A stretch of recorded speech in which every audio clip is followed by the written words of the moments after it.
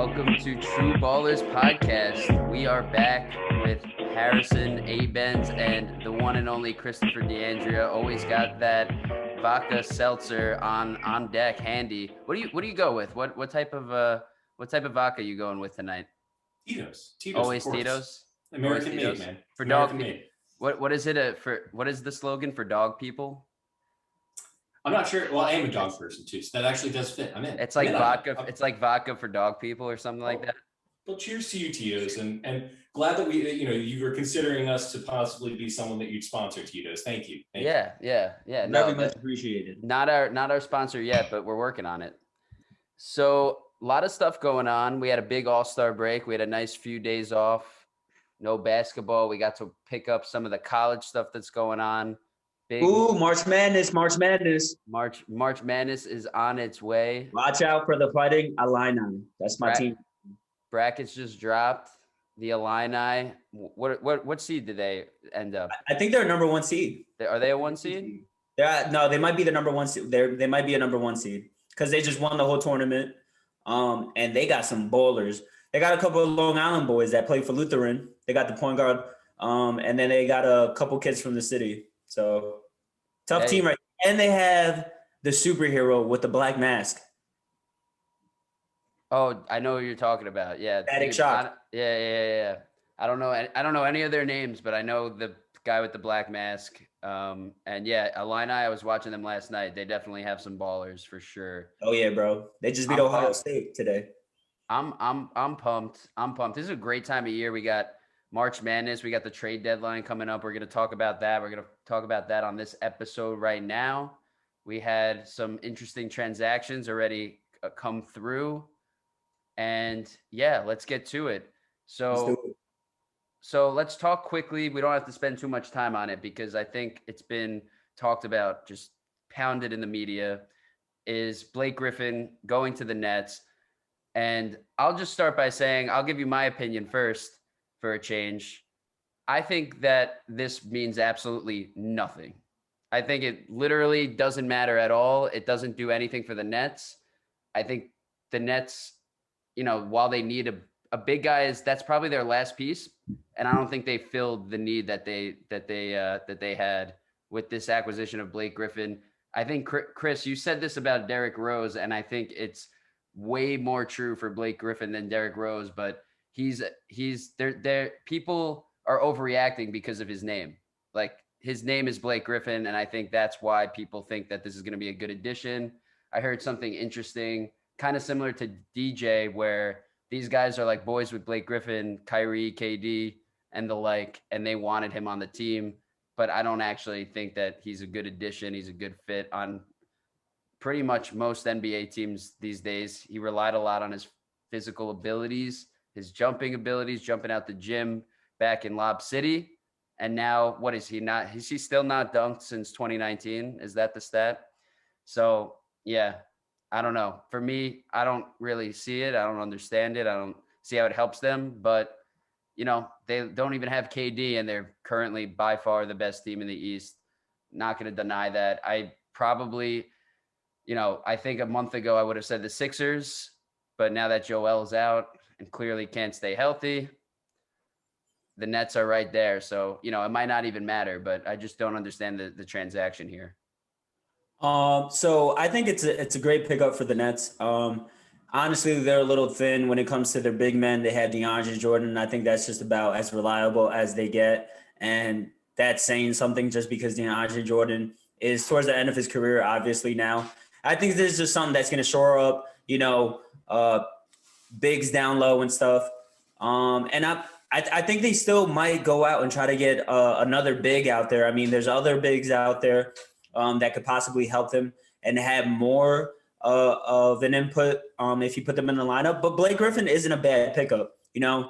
When the floor is spread out, when you have KD, Harden, Kyrie, and then you have, if you go small ball with Blake at the 5, KD at the 4, you got Joe Harris out there. The team is going to be really spread out. So there's going to be opportunities for him to score. Now, I'm not going to say he's going to come in here and give you 20, 25, 30, but he could be good for 10 to 15, which is, I think, what they need, in some solid rebounding. You guys underhyping my Nets team, the team that's going to win it all. I'll tell you exactly how much Blake Griffin means to this team that's bound for a chip. It means nothing. No, you guys are dead right. He's not the same guy he once was. I will say though, he's a professional. Even though, like you said, he hasn't dunked in almost 2 years or going on 2 years at this point, he still has the ability, and this is the gift of the past for a big man. He's developed a jump shot. He's going to play at maximum. At maximum, if Steve Nash actually has control of the locker room, of about 17 minutes. Maybe I would probably play him only 12 in general. I mean, just thinking about the lineup as it stands. But he's going to be able to put in some serviceable minutes. I do think it's a bit of cronyism. I think that there's a little bit of that element going on where they want the boys in. This is one for the boys. This championship is going to be for the boys. All right. It's going to be for all the boys. It's the Saturday of championships is what you're saying. Exactly. It's the Saturday of championships, and it's going to be one for the boys, and it's going to be one for Jersey. Okay. This is all the Jersey fans that stayed strong, all the ones that stayed in when we did terrible moves and were just middling, and we thought we would get excited about Paul Pierce and Kevin Garnett and that whole team with Brooke Lopez and Darren Williams and Joe Johnson, and that folded like a bad freaking deck of cards. And I'll tell you, Blake Griffin, the signing really doesn't mean too much. But I agree with you, Abens. We didn't address the need of big. They're going to need a legitimate rim stuffer. But at the same time, I kind of have liked seeing when they go a Kyrie, James Harden, Joe Harris, and then even a Jeff Green and Kevin Durant type of lineup. I think that is their strongest lineup. Jeff Green's a professional. He can play some defense. They don't have a rim protector. That's a given. But if you can keep it so that everyone's on the run, then you don't really need that element. So that's the lineup I'm waiting for. Maybe they could go out and get a guy like Jared Allen.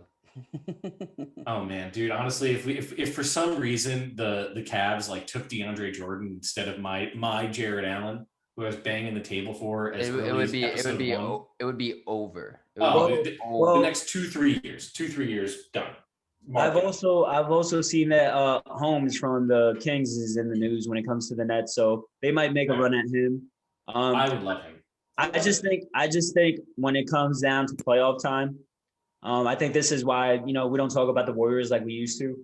Obviously they're not what they were before, but when Andrew Bogut was there playing solid minutes at the big man position, it was really hard for any team to stop them.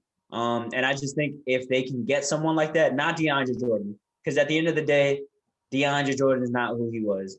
But if you get someone like Holmes, who's young, who can rebound, who can run, who jumps, can catch alleys, I think that's more of it'll make it easier for them to get to the finals. I still don't really see anyone stopping them. I do think that the Philly, once they're healthy, Joel is going to be fine. I think they have the best puncher's chance. But right now, I think it's for them to lose in the East. They're absolutely with the team they have right now. They're absolutely shellacking the Spurs as we speak. I got the game on another screen, but yeah, I think you guys are spot on. If they could get Holmes, that would be crazy. Holmes is really good. There's not no a lot way. of people. Yeah, I don't know how the capital. Yeah, I don't know how you get him, but if you did, that would be awesome because that's a league pass. He's a league pass legend this year. He's on the late nights. 10:30 p.m. Eastern time games, always got the Suns on there. And you got Rashawn Holmes just doing dirty work down low. And winning the Kings some games. So that would be crazy. Exactly. I think the only outside chance they would have to do that, and I'm not really supportive of this move or this potential concept, but it would have to be a package that includes Spencer Dinwiddie. Bottom line. It would have to be something of a futures deal. We don't have draft picks. Like, unless someone's going to get swindled by us moving Tyler Johnson, like, we're just not going to happen. Well, I was going to say you would have to move.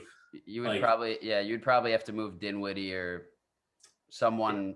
It would have to be Dinwiddie. It would have to be a couple player or a couple players. Is moving Dinwiddie that much of a loss? As long as you guys get a ring this year, I think the Nets just really want a ring. They're really going all in. I mean, if you went out and got Blake, you're talking about getting Holmes. Seems like you're all in about going and getting this chip. I agree, but I also think that Dinwiddie for Holmes is just a terrible trade. Like you could get a lot more for Dinwiddie in my in my opinion. I think you can get a lot more for Holmes too. That guy actually is really good. And all right, this is me about to go on a 30-second tangent here. So just pre-warning. Who the hell actually wants Hassan Whiteside? What is all this rumors about Hassan Whiteside moving? Why are the Lakers interested? Why is any team interested?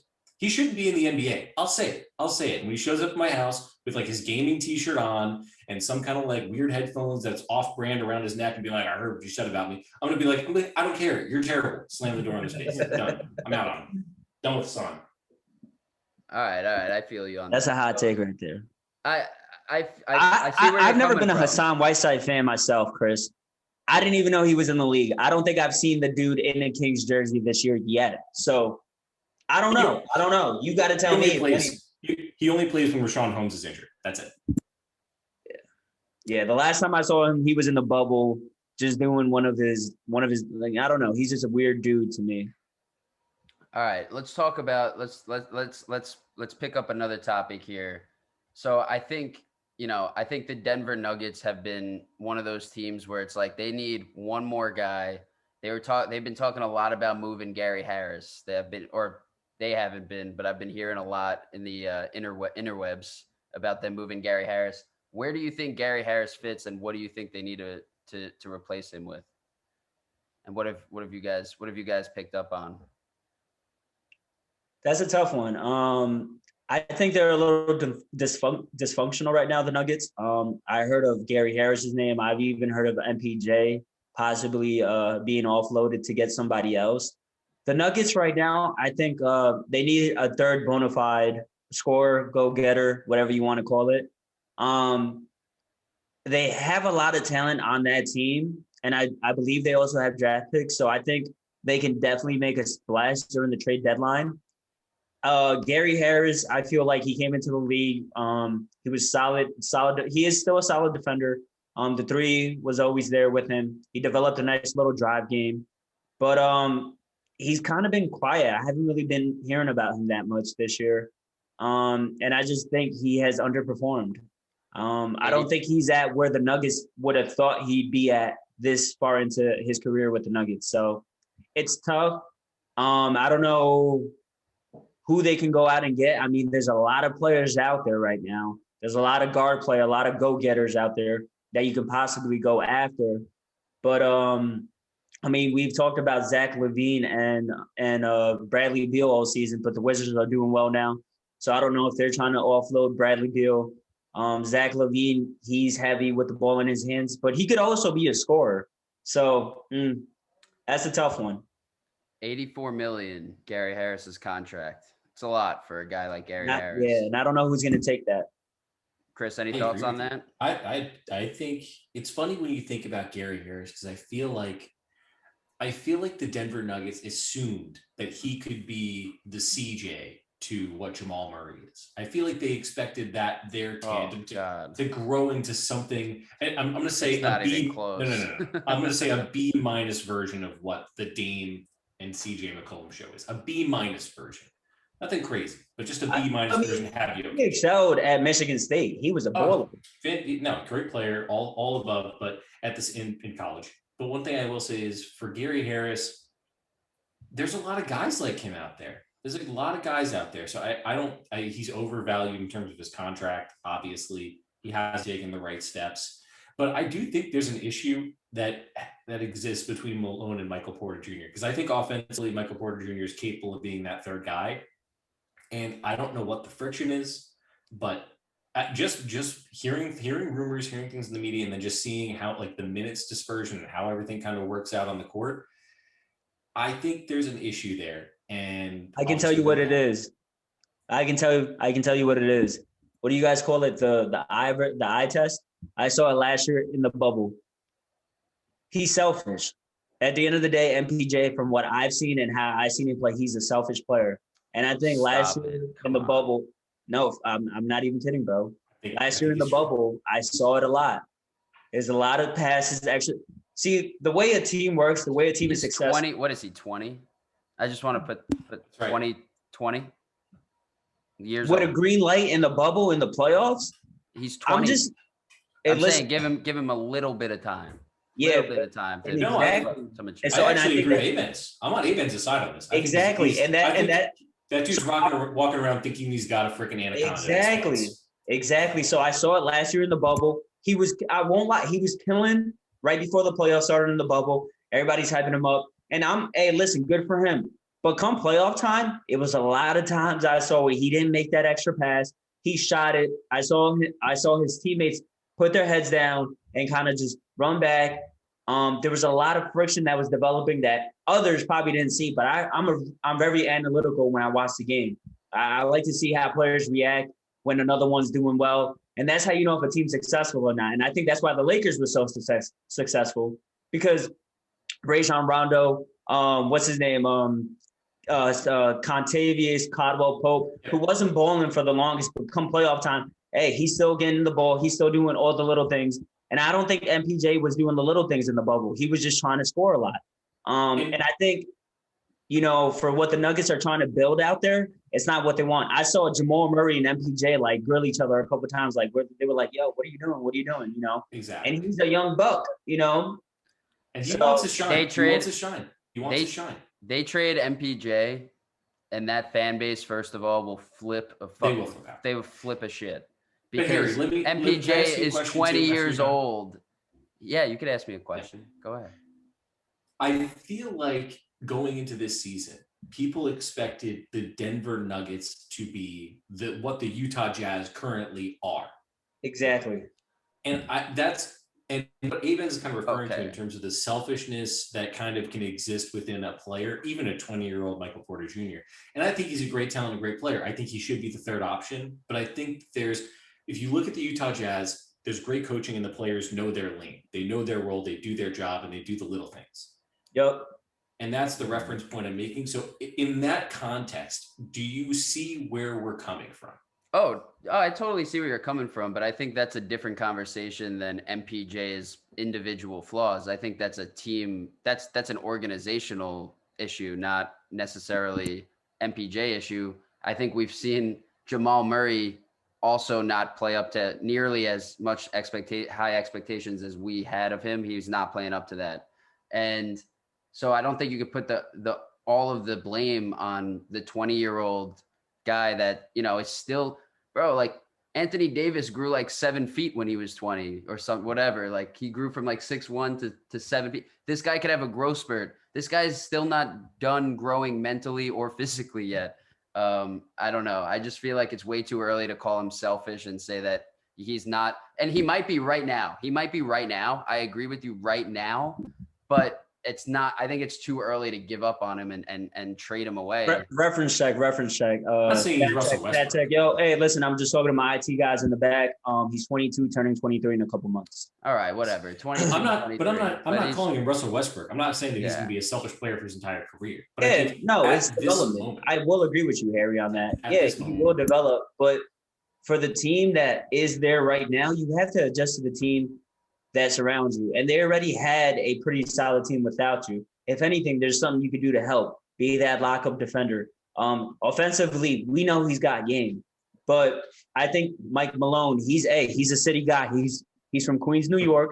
He's tough. He's gritty. He's one of those guys that wants players to be dogs. Got to go out and get it. Got to play defense. It's not just all about the scoring and taking all the shots. And I agree. But Jamal Murray or Donovan Mitchell is the reason that the Utah Jazz are what they are, and Jamal Murray is the reason that the Denver Nuggets are what they are. So I think put some respect on the headmaster's name. I love Jamal Murray. I love Jamal Murray, but he hasn't played up to expectations. And Donovan Mitchell has surpassed them. I don't think that MPJ is why the Utah Jazz are who the Utah Jazz are and the Nuggets are who the Nuggets are. I think it's the point guard game has got to be one of the main differences. And the Jazz had 3 All-Stars. Like they're a really solid team and they have great role players. I just think it's a completely different conversation is my point. I do have to say though, Jamal Murray is on a massive hot streak. So shout out to you. He is now. The headmaster. Well done, dude. Well done. And come playoff time, we know what we're going to get from Jamal Murray. It's like he turns it up a different level. But hopefully, I don't know, man. I don't know what the Nuggets are going to do. I know that they have a lot of those options to be traded. They could probably, like I said, they could benefit from that third scorer. That MPJ obviously is not in this system right now. So I was thinking, what about this name drop right here, real quick? Maybe what if they could get like a Brandon Ingram from the Pelicans? I've heard his name being tossed around a little bit because, you know, it's tough. He plays on that team like he's the main guy, and clearly Zion is and ready to be the guy on that team, on whatever team he's on. Zion is an absolute dog. Tough that he can't shoot, or not as well as you would like, but I have heard Brandon Ingram's name thrown out as, you know, a trade option for the Pelicans. Is there a potential, you know, MPJ Gary Harris for Brandon Ingram situation, and is that enough? Who says no there? Oh man, I think New Orleans would say no. I think New Orleans would say no. Yeah, I don't think to so. be honest, that's tough. That's not a bad trade. It's not a bad trade at all. But I think New Orleans, if you were holding a gun to my head and say who would say no, I think New Orleans would be the one, because we know that Brandon Ingram is for sure at worst case he could be the third best player on a championship team if you have two other requisite bona fide studs next to him. Michael Porter Jr., we would hope that he can get there. We don't know that. So that's why I think it would, at the end of the day, Brandon. Yeah, I was going to say you probably have to put in something else if you're the Nuggets, but I just don't know what it is. And it's funny you brought up Noah, because I was thinking of this when you were talking about Gary Harris.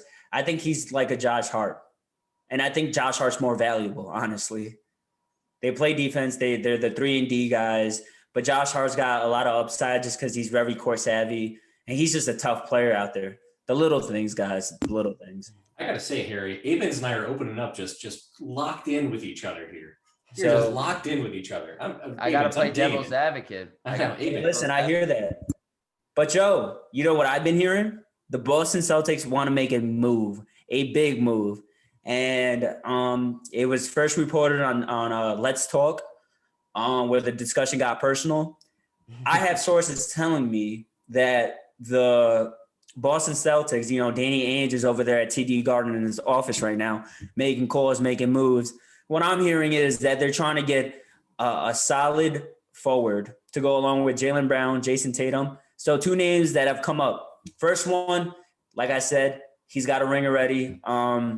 Plays for the Kings, Barnes. I'm not saying that's the move that they should go for. Second name though. Listen to this one. And they've really been talking about going after this dude and, you know, giving up some assets if they have to. Jeremy Grant from the Detroit Pistons. I know it's a scary sight for you, Chris, because I know you know that man. And just real quick, I just want to put this out there as well, because I also heard this, but I think it's gone. Vucevic is off the table, right? The Magic. I'm pretty sure I saw that the Magic took him off the table in any trade deal. I know he was on the table. He was in a lot of discussions with the including the Celtics. That's why I just want to make Celtics sure. as well. Yep. I just want to make sure. I think he's off the table, but according to. So what do y'all think about that? What if the Celtics were to go out and get a Jeremy Grant for their playoff push? Harry, know what please go first. Wait, Harry, please. Before you guys say anything, one of the biggest reasons the Denver Nuggets beat Kawhi and PG last year was because Grant was guarding Kawhi and PG. All right, I see that. I actually like Grant a lot more than Harrison Barnes in this scenario. I'm not saying in general they're different players. I probably still like Jeremy Grant more just in general. But I really don't like Harrison Barnes for the Celtics. I feel like that's another Jason Tatum and Jaylen Brown. They already have two better Harrison Barnes on their team. Why do you need another? You know, and I've heard the same thing. I heard that they were looking at getting him, and Celtics fans were excited about it. I was like, you guys need a big man. You need that Vucevic. You need that guy. And Jeremy Grant, while, you know, he's not a Vucevic, he's a deadly scorer. He's a lockdown defender. All of a sudden, the Celtics are one of the best defensive teams. Yep, and that's exactly what I was thinking, because you got Robert Williams at center with these. Those are they play off each other really well, coming off the bench and whatnot. And then you got 6'8", 6'8", and 6'9" forwards, small forwards. Like, that's tough, man. That's going to be a tough out, especially in the East where it's grinded out come playoff time. And with Brad Stevens as a head coach, I get it. And Brad Stevens, Okay. yeah. All right, let me address this.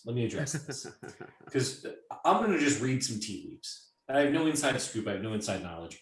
But I think the signing and maintaining Tristan Thompson on this team is just an albatross right now around Danny Ainge's neck. Totally forgot about this dude. Daniel Tice and Robert Williams. Robert Williams should be playing at 24 minutes a game, at least. He should not be relegated to 17 minutes. And he's not a perfect product, but he's talented and they can develop him into something good. And I think they're trying to do that. I think they're doing that behind the scenes, not necessarily doing it in game. But I think Daniel Tice is also a good player too. I don't think he's a serviceable big. Jeremy Grant makes 100% more sense to me than Harrison Barnes. However, Harrison Barnes has been playing well when the Kings decide to go small and they play him at the 4. And Harrison Barnes was the same guy that actually would play at the 4 when he was back in Golden State. So it makes sense on paper. The issue that I have at the end of the day is that when you look at the lineup of Kemba, Jalen, Tatum, insert Harrison Barnes and or Jeremy Grant, as well as a Robert Williams or Daniel Tice, I don't think that even sniffs my Brooklyn Nets starting lineup. I don't think that they are within sniffing distance. Oh, come on. I don't think they can stop. This is what we're doing. We're just going to compare everybody to the Nets. Exactly what I'm going to do, Harry, because I am pumped up, and this has been 20 damn years, but since I've actually been able to have a confidence. You're talking to two my Knicks team. fans here, all right? I don't have sympathy for you. You occasionally have irrational confidence of the Knicks. You guys were telling me earlier this year. They're nice. I'm liking what we're building. I'm liking what we're building. And Harry, I will be happy for you when the Knicks have a championship you're roster. rushing into your relationship. We're trying to take it slow, build the relationship and make it more everlasting. I'm not gonna lie, Harry. Than just the next couple of years. This relationship with the Nets, this has been like a it's long hot and heavy for you guys. It's been a long con. It's been a long con of a tease, and finally we got to do some toys in the bedroom. Yeah. Boise, Brooklyn. Hey, listen, I feel your pain, man.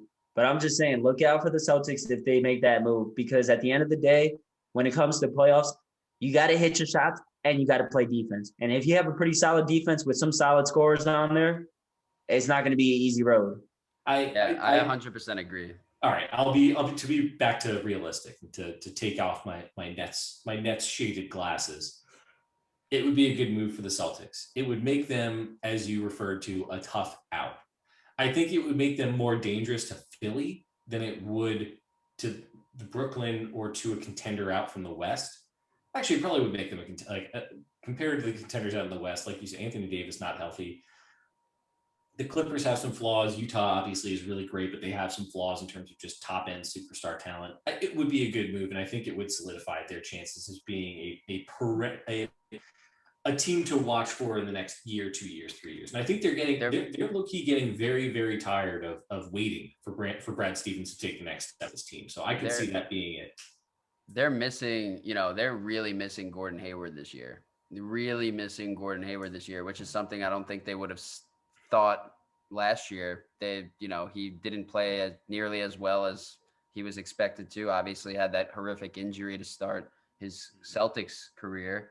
But yeah, they're really missing just that wing defender who can create his own shot. And he didn't play as well as they wanted him to. He's probably still not worth the money he gets paid on the Hornets, but he is definitely a big hole on that team right now. So Jeremy Grant could fill that hole. So, hey, let's see what happens. Listen, that's a possibility. I just want to touch base on them because I feel like in the East, we look at the teams that might make the playoffs, but we know what's going to happen. They're going to get bounced first round. Then you have middle of the pack / contenders who have a shot. And then you have the team that it's their championship to lose. It's the Nets. So I feel like there's 3 teams right now. It's the Clippers, the Lakers. Lakers are going to get healthy. They're going to be back. They're going to be fine. And the Nets. So it's for them to lose. And then you have those. What? I thought you just said the Jazz were coming thought out you the were all West. in on No, the Jazz. exactly. But I'm saying it's for those three teams. It's for them to lose. And I said the Jazz. That wasn't true. I do believe they can make it into the Western Conference Finals. I do believe they can knock off the Clippers. I think they're really solid. I think the Lakers are going to end up with the number 2 or number 1 seed. But that's neither here nor there. All I'm saying is, what can these other teams like the Jazz? Who can the Jazz get? I mean, I'm hearing Oladipo's on the market. I don't know if that's a good sidekick for Donovan Mitchell, but I'm also hearing Oladipo to the Knicks. I don't know, change man. anything if I'm the Jazz right now. But like I'm with you. next year, sure. I don't disrupt that flow right now. Question: Yeah, if you you have let an that opportunity to chemistry go ride. out and get Bradley Beal, do you do it as a Jazz owner? Bradley Beal, but we're That's not. an exception. We're not What do you get? need to give But up what are you giving Donovan up? Mitchell for Bradley Yeah, what are Beal. you giving No. You're not giving up Donovan Mitchell. But you have to get Bradley You have to give Beal. up something. I mean, like, Yeah. Yeah, you can give up a lot of draft picks and a lot of collateral damage, but I'm not giving up Mitchell. They're not going to take that, the Wizards. Hey, No, listen, You'd have to give up like every pick for the next 10 years, maybe. or but- Rudy Gobert, which would or absolutely Gobert, destroy which their defensive sets. dismantles their team also. Mm. So yeah, That's a I don't tough know if it's tough for them to trade right now because of the lack of star power at the top, which is something that you said, right? Like they play so well as a cohesive unit. and that's why I'm asking, because I feel like teams that middle of the pack / contenders, they could use another stud to take them over the top. And I think that's why if the Celtics were to make that Jeremy Grant move, it gives them a puncher's chance. I feel like I like the Jazz as a team that doesn't need that. I feel like the Jazz play, we've heard it. We've heard me say it. I've heard it in other places as well. They remind me so much of the old, like the 2014 Spurs, where they still had Ginobili, Parker, and Duncan, but you had the old versions, and then you had Kawhi, who's obviously now, one of the best players in the league. At the time, he was a really good player, not one of the best in the league. So they didn't have this superstar lineup. But they were also proven. Those were 3 future Hall of Famers, maybe 4 with Kawhi. Agreed. Yeah, I agree with that. But I think that, and I think their system works so well just because I think their system, the Spurs system, has always kind of been the same. It's kind of been, let's move the ball, let's play basketball, let's play high IQ, let's play defense together. It's interconnected. So I think, hey, listen, I agree. The Jazz, like I said, with the team they have right now, I can see them getting to the Western Conference Finals. I just don't know if they have enough of a punch to actually be in the Western Conference Finals and win the Western Conference Finals. That's all I'm saying. So, I'm with you. I actually agree with both of you. I think the thing at the end of the day, and this is where I'll lean toward, I think you guys are both right, but I think what Harry's saying and what the Jazz are thinking too is they're getting absolutely the most out of everyone that they have on the team. Where there's a square hole, there's a square peg. Where there's a round hole, there's a round peg. Like everyone's fitting, everyone's clicking. And like you said, like, do we know if this is enough? We don't. We can assume, but with how they've been playing, we have to, like you said, give them the puncher's chance. And I think that the organization and Quinn Snyder and all the players are saying, I think there's no doubt in their minds that they can try to do something. So they want to let it ride, and they're gonna let this season play out. And like Harry said, if it doesn't work out, then you look to reshuffle the deck and see what else you can pull or what changes might need to be made to take it to the next level, if there is one. But as of this moment, they're still playing like the best team in basketball. So you got to, they have that confidence.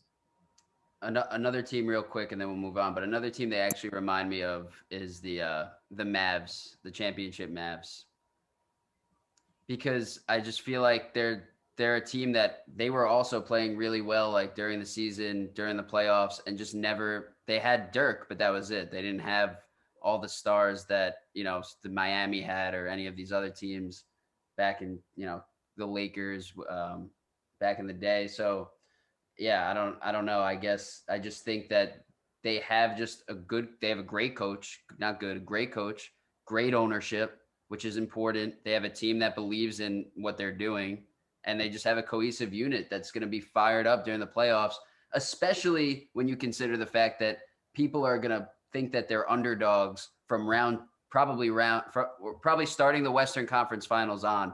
People are going to have them as underdogs.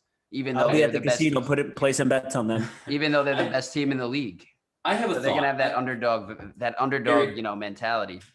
I got a thought on this, and I'm gonna make a brash comparison here. But Do it up. Greg Popovich and the Spurs have been known as creating systems, creating environments where people will fit the role more so than anything else. We've seen Donovan Mitchell in the bubble last year in the first round of the playoffs go absolutely the fuck off. Do you think that because of the system, we are undervaluing Donovan Mitchell's status? If Underrated. he was on Underrated player. Any team and they just took the collar off and they took the chain off and they just let him run, this man could be someone that, like, I think that we have, and I don't know this to be a fact, but based on what we saw last year, I'm curious to hear, do you think that that system has some kind of influence in what we, and even after the All-Star game and the choices that were made, and having Rudy Gobert and Donovan Mitchell sitting there at the end of the table, or at the last end of the line when they were picking pickup teams, basically? Like, how do you reconcile that? I was actually going to say, and I forgot to say it earlier, but you just reminded me. I was going to say the Jazz are still somehow one of the most underrated teams in the league. And that is mainly because I think Donovan Mitchell is one of the most underrated players in the league still. I don't think people realize like how much of a big step he took from, just last season, but a few months ago in the bubble to now. He's just a complete player. And we talked a lot about Jeremy Grant, and we talked a lot about, in past episodes, how Jeremy Grant just wanted to go to the Pistons and score. And I think that's what Chris is alluding to. If he got that type of opportunity, what would he be doing? But he doesn't want that. That's what the difference is. I mean, there's a lot of qualities better why Donovan Mitchell's better than Jeremy Grant. But that's the biggest difference between a guy like him and a guy like Jeremy Grant is Donovan Mitchell wants to win. He wants to win championships, multiple championships. And yeah, so I'm really excited about him. I think he's a great player. And yeah, I love watching that team, man. Like, I mean, honestly, no other team in the NBA I like watching more right now, besides, of course, my Knicks. Gotta support. But, for real though, the Jazz, man, they're the real deal in my opinion. Yeah, like I said, I've been saying, hey, I agreed. When we talked about reel him in or reel him out, it was before they went on this run, and I said I do believe the Utah Jazz can go far this year. I think Donovan Mitchell, I think it's funny you say that, Chris. You bring that up because it's a lot of people that just talk down on him, or they were up 3-1 and then they did this. But when he first came in the league, he took out OKC when they had Melo, Paul George, and Westbrook. And then they lost to Houston with Chris Paul and Harden, but it was a tough series. He didn't have the best shooting, and I think that helped him. And then we never talk about him having another superstar to help him. He's been doing it by himself this whole time. And I think a lot of people don't realize that. But I think he's still a dog. You put him in any other system that's not a very – I say this system is like Chris, like you said, they haven't unleashed his full potential because he's playing within the system. So I think he's a dog. I think he's a baller. And I think he's going to take Utah this year to the Western Conference Finals. I really do. Yeah, man. I love it. Love it. All right. So last topic I wanted to bring up, because I did hear a little bit about it, or I guess there's kind of two things, right? We talked about Oladipo a little bit, but so I've heard Oladipo and the Knicks potentially having something there, which is pretty exciting. But another guy that people have been talking about going to the Knicks, right. I don't know if this is true. I don't know if this is actually happening in the front offices or if it's just propaganda, but Lonzo Ball.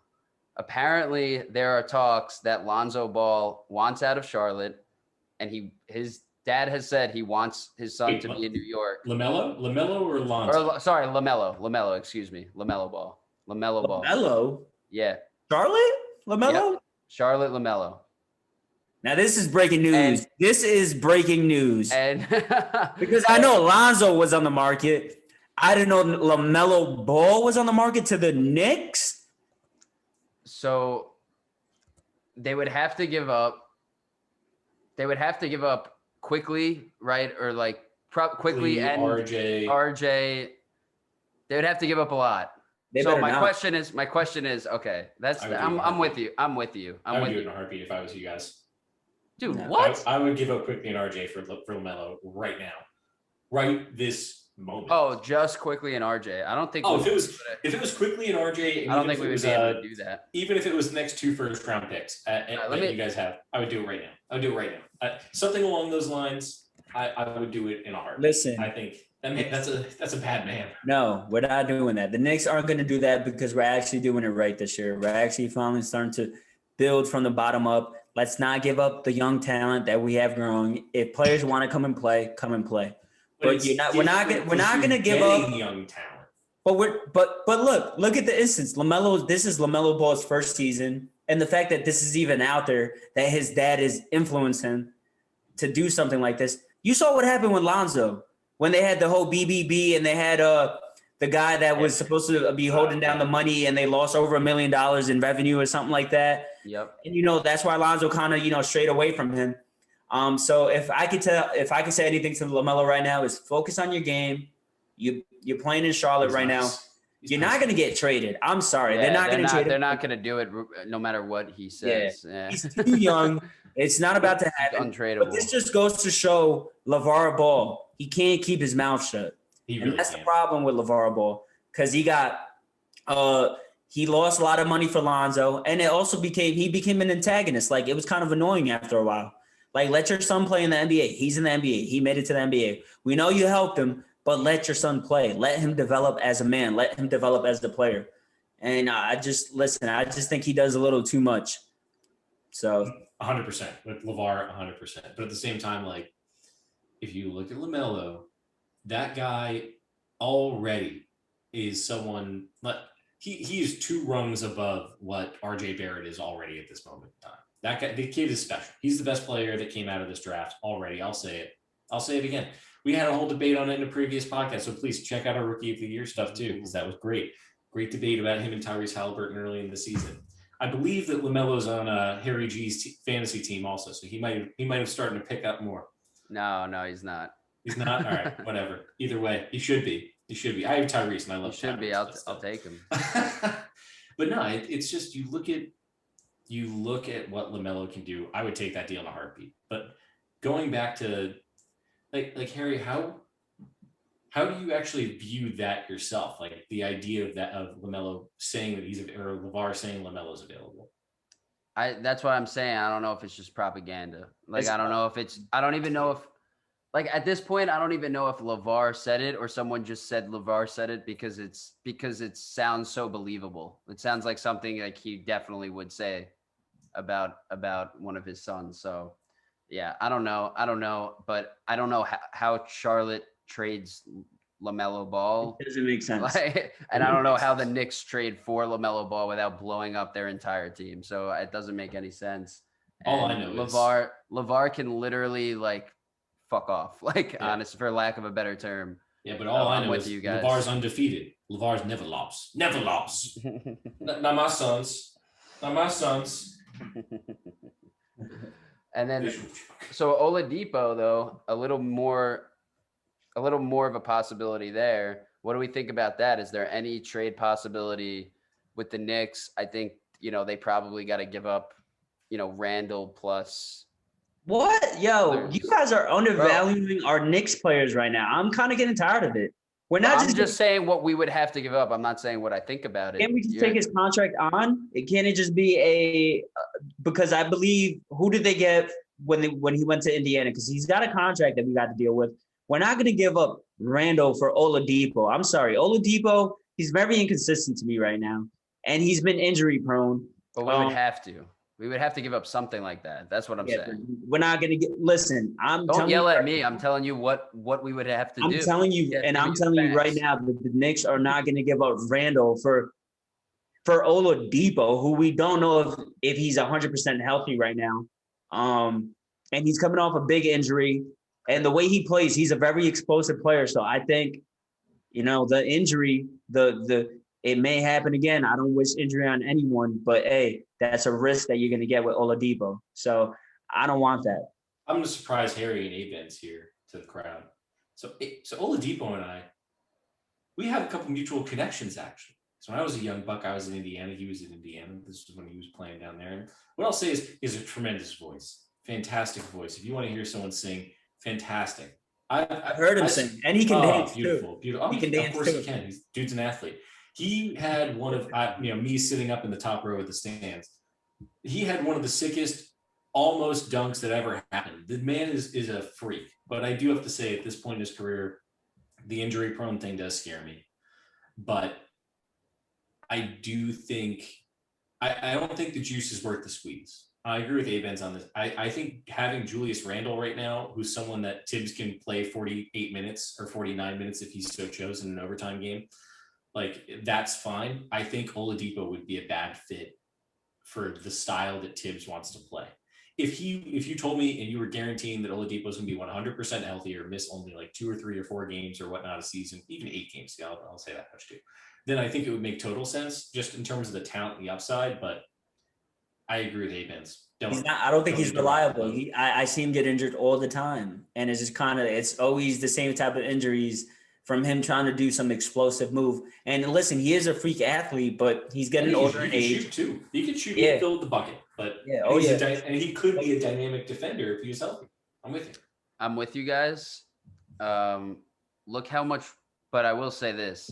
Look how bad the Pacers have been since losing him. And I know they didn't get back Karras, which is why they didn't get Karras, which is why, you can make this, you can clearly see this. They've been just so much worse since making that trade. So because they don't have Oladipo anymore. I don't know though. I mean, they're having a good season this year. They've been a perennial playoff team year after year. What are they? I don't know. Where are they right now in the rankings? Who? The Pacers or the they actually just got LeVert back last night and they beat the Phoenix Suns. Okay, so they're 17 and 20, but they were but before they made that trade, they were like they started off the season really hot and then all of a sudden lost like 10. Yeah, so okay, they're 17 and 20, right? Yeah. But I'm saying losing Oladipo, getting Karis LeVert back or getting him at all is enormous for them. But it's him and TJ Warren. Yeah. And you have Malcolm Brogdon, and you have DeMontis Sabonis, and you got Miles Turner. That's a serviceable team. I understand that. That's why it's so crazy, like how much they fell off immediately after making that trade. And that's my only sign that, Oladipo might be real deal. Like, I feel like that we go back and forth on this with him as a league, as a fan base year over year is Victor Oladipo good? I think he is good, but at this point in his career, he's been bounced. He was in Orlando, then he went to OKC, then he went to Indiana, now he's in Houston. I feel like he's getting passed around like a rag doll. And I'm starting to get the used good vibes with him now. He needs to be the 4th or 5th guy in a championship team. Something like that, yeah. The 4th or 5th guy. But the position that he plays, that's kind of hard to be that, isn't it? Like the shooting guard position. I feel like the Lakers would take him right now in a heartbeat. Jimmy got passed around a little bit like that though. Jimmy did get passed around like that too. So I think that it just happens with some guys. I do agree that I don't think the Knicks can't blow up this team. Like, even if you wanted to say they could potentially not have to trade Randall, but would have to give up like Barrett I feel like we're so jumpy on giving up Barrett, Harry. I think Barrett's been developing. It's a slow progression. I like Barrett. But I'm not giving up on him though. You're mixing my words. Don't twist my words for the audience here. I'm just saying this is what they would need to do to get Oladipo. This is all I'm saying. I'm not saying I feel one way or the other. I'm telling you the facts of what they would need to do. Yeah, as a Knicks fan though, as someone who's been through the trenches as a Knicks fan, bro, this is the first time that I've actually seen a player slowly. It hasn't been as fast as I expected, but he's slowly developing into the player we want. And once the fans come back, I 100% agree with you. So I don't think the Knicks should make any type of moves unless it's Bradley Beal. I don't want to hear about RJ Barrett, Randall, or IQ. I'd give up RJ Barrett, Randall, and IQ for Bradley Beal right now. All three. But yeah, no, I totally agree. Like, you can't give up these guys for Victor Oladipo, who may or may not have, how many years left of being like a stud athlete in this league. Probably not too many with his injuries. So yeah, totally agree with that. But hey, it's going to be an interesting rest of the season. A lot more basketball left to go. And yeah, really looking forward to it. The Knicks, I'll say this one last thing about the Knicks, which I hate to say, but it's a straight fact. The first half of the season, we had the easiest schedule in the league. The second half of the season, we have the hardest schedule in the league based on current standings. So let's see what happens is what I'm saying. And while I'm excited and happy about what we've done already this season, I'm the type of person too that doesn't like to get too excited about things when it comes to the Knicks because of everything we've seen in the past. And you can't blame me for that. You can't blame me for that. So, hey, all I'm saying is keep an open mind. You never know what moves we can make, what we could do. We have a lot of great assets, honestly. Young guys that can ball, that need to still have room to develop. We got an all-star in Julius Randle. And I'm not saying we should move him, but I'm saying keep an open mind. I hear you. Keep an open mind. And I'll just do my shout out. This one is to a player from Brooklyn. Got to give a shout out just because he's been balling all season. And there was the ups and downs in the beginning of the season, this and that. But I think he's really maturing. He's really growing. And it's as a point guard for me, I love seeing another point guard play at top level, and that's Kyrie Irving. So shout out to Kyrie Irving. Keep doing your thing. You've been balling out all season, and listen, I see the bag of tricks you got because I was watching the game the other night on TNT, and listen, one-on-one, it's a show to watch. I'm just like, wow. So shout out Kyrie. The earth isn't flat. Shout out Kyrie. I really thought you were going James Harden there. I'm sorry. Me too. But I respect it. Shout out Kyrie. MKA strong. Go Cougars. Shout out. You cost me what did I bet on him? $25 that he wouldn't, or no, $50 that he wouldn't score over 25 a game. I don't know where that exactly is, but I'm pretty sure I'm down on that bet. So, keep doing what you're doing, but maybe score a few less points per game is all I ask. But anyway, till next time, peace out.